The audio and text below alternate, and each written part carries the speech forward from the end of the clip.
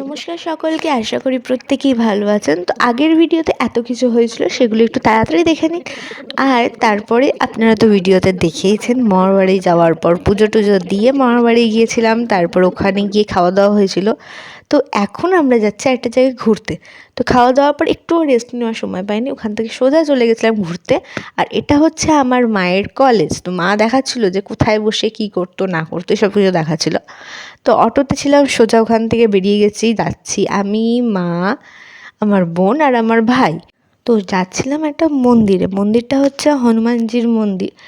তো আমরা এসে গেছি, মন্দিরে ঢোকার মুহূর্তেই ছিল একটা গণেশ ঠাকুরের মূর্তি, আর এটা হলো হনুমানজি। কি বিশাল বড়, মানে দেখতে খুবই সুন্দর জায়গাটা।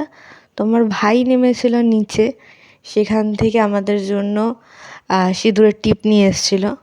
মন্দিরটা বিশাল বড়, সামনে একটা বড় ঝিল আছে, ঝিলটা তো খুব সুন্দর লাগছিল। প্লাস মন্দিরটার ওখানে একখানা অন্নপূর্ণা মন্দির ছিল, আরও অনেক মন্দির আছে। যেমন এখানে আছেন রাম, লক্ষ্মণ, সীতা। এখানে আরেকটা দিক ঠিক উল্টো দিকে যাকে বলে, উল্টো দিকে ছিল রাধাকৃষ্ণের মূর্তি। তো এটা একটা মন্দির। আর মন্দিরটার শেষ থেকে সোজা যেটা দেখা যাচ্ছে, এই মন্দিরটা হচ্ছে অন্নপূর্ণা মন্দির। মন্দিরটাও খুব সুন্দর, আপনারা দেখবেন।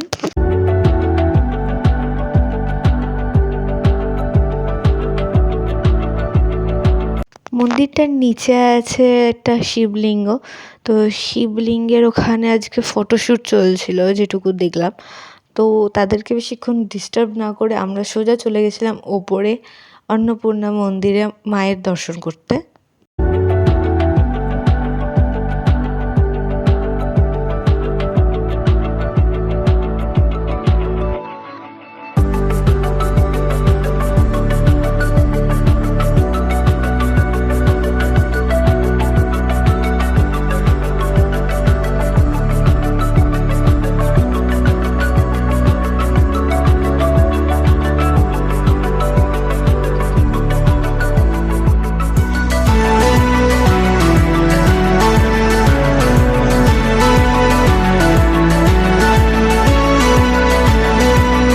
মন্দিরটার চারিদিকটা এত সুন্দর ছিল, কি বলবো, একদম প্রচণ্ড সুন্দর যাকে বলে। আমার তো খুব ভালো লেগেছে জায়গাটা।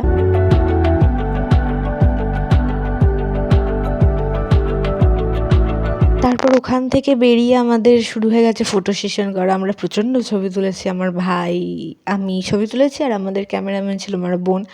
কারণ সে খুব ভালো ছবি তোলে, তাই জন্য তাকে দিয়ে আমরা ছবিগুলো তুলিয়েছি। তাই তার ছবি কম আর আমাদের ছবি একটু বেশি আছে। আর এখানে আমার ভাইকে আমার বোন ছবি তুলে দিচ্ছে, তারপর দেখছে। আর এখানে আমি একটু ক্যাপ মারছি আর কি। দেখে নিন, আমি এখানে, আমার ভাই এসে গেছে, এটা আমার সানগ্লাস পরে আমার ভাই আসছে। আর ওখানে আমার বোন চিন্তা করছে কোথায় ছবি তুললে বেশি ভালো হবে। তো এরকমভাবেই আমরা একটু বেশি ছ্যাবলামো মারছিলাম। তো যেহেতু মন্দির, তাই আমরা জুতোটা বাইরে খুলে এসেছিলাম। আর এই রাস্তাটা ছিল কাঁকড়ে ভর্তি। তো কাঁকড়ের ভেতর দিয়ে যে ওপর দিয়ে যেতে গিয়ে যে কতগুলো পায়ে খোঁচা খেয়েছি সে কী বলবো। তো যাই হোক, ওখান থেকে সোজা চলে গেছিলাম পার্কে ঢেকিতে উঠতে। তো বহু যুগ পর ঢেকিতে উঠেছি, ভালোও লাগছিলো, ভয়ও করছিল যদি উল্টে পড়ে যায়, হাত পা ভাঙবে এখানে। তো সেই জন্য একটু ভয়ও করছিল, তবে ঠিক আছে, ভালোই লেগেছে আর কি। না, ভালোই না, বিশাল ভালো লেগেছে, প্রচণ্ড বেশি মজা হয়েছে। তো ওখান থেকে ঢেকি ভেকি খেয়ে এদিক ওদিক ঘুরে এবারে বাড়ি যাওয়ার জন্য রাস্তা ধরেছি। তো আবার সেই একই অটো, এবারে অটো ধরে নয়, এবার টোটো ধরে গেছি। আর টোটো ধরে নৈহাটি স্টেশন, ওখান থেকে ভাইকে আর বোনকে টাটা করে দিয়ে আমরা চলে গেছিলাম ট্রেন ধরতে। এবারে ট্রেনে এত ভিড় যে আমি ভিডিও করার সুযোগ পাইনি বলতে গেলে, একটুও সুযোগ পাইনি, এতটাই ভিড় ছিল। প্লাস যখন ডানকুনি আসার জন্য ডানকুনি লোকাল ধরেছি, তখনও ভিড়, যা আমি ভিডিও করার সময় পাইনি। তো ডাইরেক্ট ভিডিও করেছি, সেটা হচ্ছে বাড়ির কাছে এসে। তো যথারীতি বাড়ি ফিরতে ফিরতে রাত্রি হয়ে গেছে, চারিদিকটা পুরো অন্ধকার হয়ে গেছে। আমাদের দিকটা একটু বেশি অন্ধকার হয় রাত্রিবেলা হলে। প্লাস আজকে কেন জানি আরও একটু বেশি অন্ধকার লাগছিলো, তো প্রচণ্ড বেশি অন্ধকার লাগছিলো। আর এটা হচ্ছে আমি পুরো ঘেমে নিয়ে একেবারে চান হয়ে গেছি, আমার শরীরে আর একটুও মানে শক্তি নেই বললেই চলে, তাও আমি যাচ্ছি।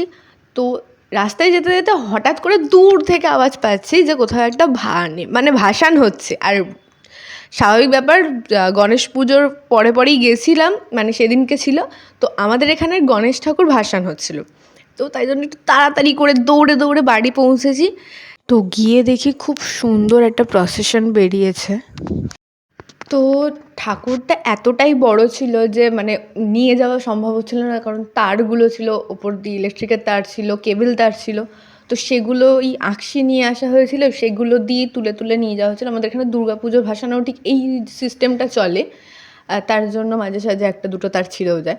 তবে এই তার ছেড়া মানা যায়, কারণ এরকম বড় সড়ো গ্র্যান্ড কোনো কিছু না হলে ঠিক ঠাকুর ভাসান মানায় না।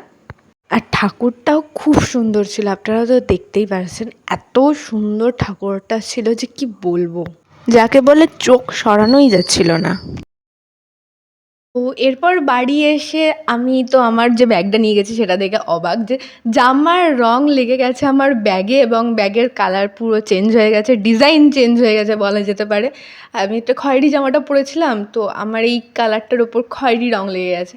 এত বিচ্ছিরি লাগছে জামাটাকে, ব্যাগটাকে দেখতে, জামা না ব্যাগটা দেখতে, কি বলবো।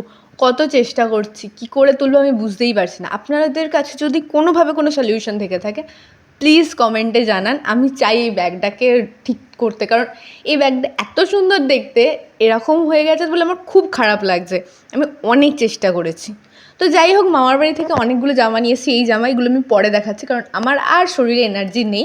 আর এটা হলো একটা কানের দুল কিনেছি, তো এই কানের দুলটা আমার খুব পছন্দ। আজকের ভিডিও এই পর্যন্তই, পরের ভিডিও নিয়ে খুব তাড়াতাড়ি আসছি, ততক্ষণের জন্য আপনারা চ্যানেলটাকে সাবস্ক্রাইব করে দেবেন।